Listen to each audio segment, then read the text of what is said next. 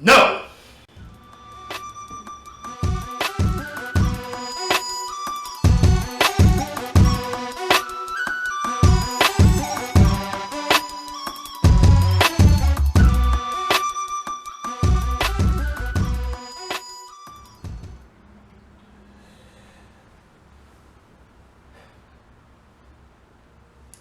What you see here is a picture of a relief that was carved in limestone.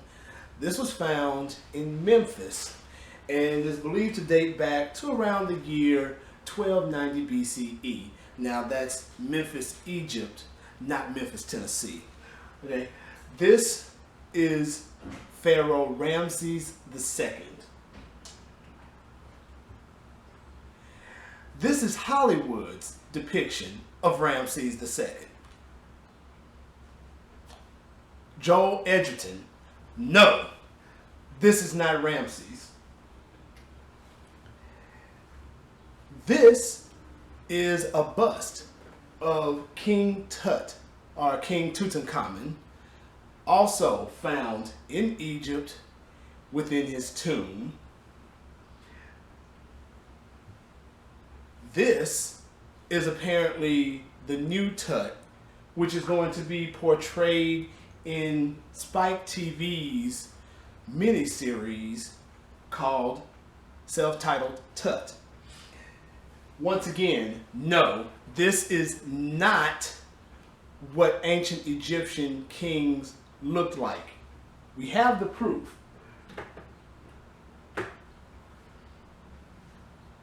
Ramses II, Exodus, Gods, and Kings. What's the discrepancy? King Tutankhamun, Spike's Tut. There's a discrepancy.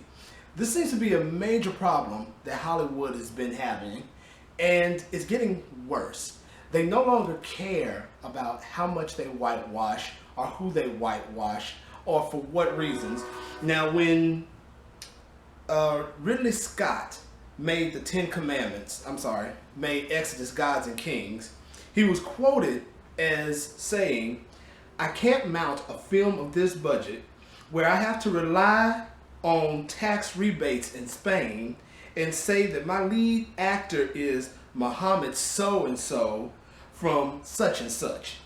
I'm just not going to get it financed, so the question never comes up." Okay, outside of the fact that that highlights a major problem with Hollywood studios, I don't know about you, but to me, that's just a particularly racist and tactless comment in general. Seriously, Mohammed so-and-so from such and such? Is that how you see all people of color?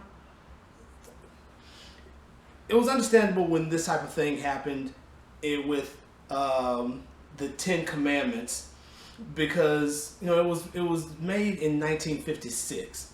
So when people saw Charlton Heston up on stage as Moses, nobody questioned it. It was understood. But this is 2015. Exodus, Gods, and Kings came out just last year. And you mean to tell me that you can't get a movie financed in Hollywood or shot anywhere else in the world if you don't have all white principal actors who are supposed to be portraying people of color? The same thing happened in 2012 with Red Tails. Now, despite what anybody may think about the director of Red Tails, who was also the father of the Star Wars universe. Despite what you may think of the man, he financed that entire project himself out of his own pocket. Once again, George Lucas was quoted as saying this when he was asked about the making of Red Tails and how difficult it was to make it within Hollywood with the climate being what it is now. This has been held up for release since 1942, since it was shot. I've been trying to get it released ever since. It's because it's an all-black movie. There's no major white roles in it at all. I showed it to all of them being the studio execs. I showed it to all of them and they said, no, we don't know how to market a film like this. Here's an idea. Market an all-black film the same way you would market an all-white film. Just put out your trailers, do your publicity. It's not rocket science. You don't need this magical mathematic formula in order to sell a black movie. You don't.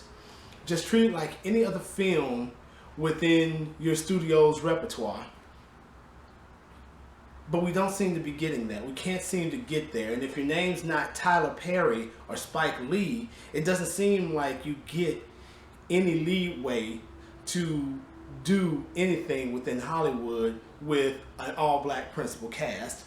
This is a problem.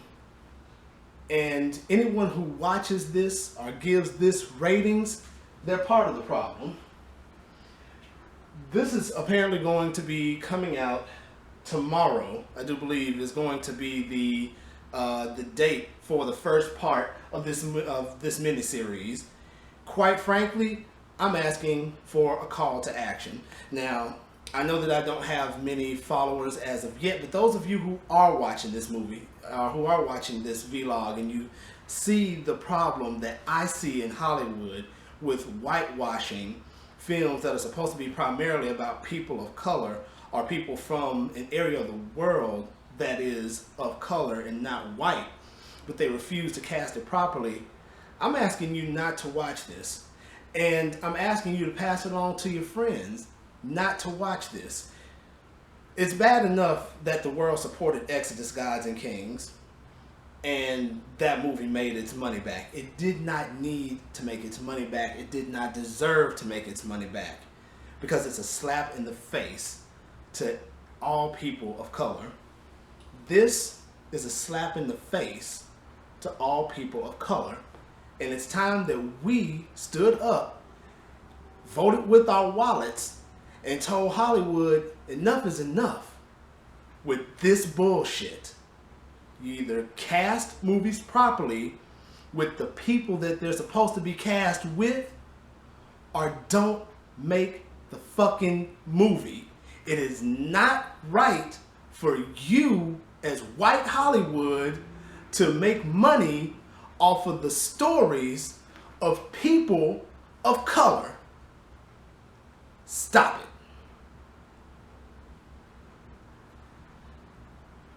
And that's all I have to say about that right now. Tut on Spike TV, don't support it.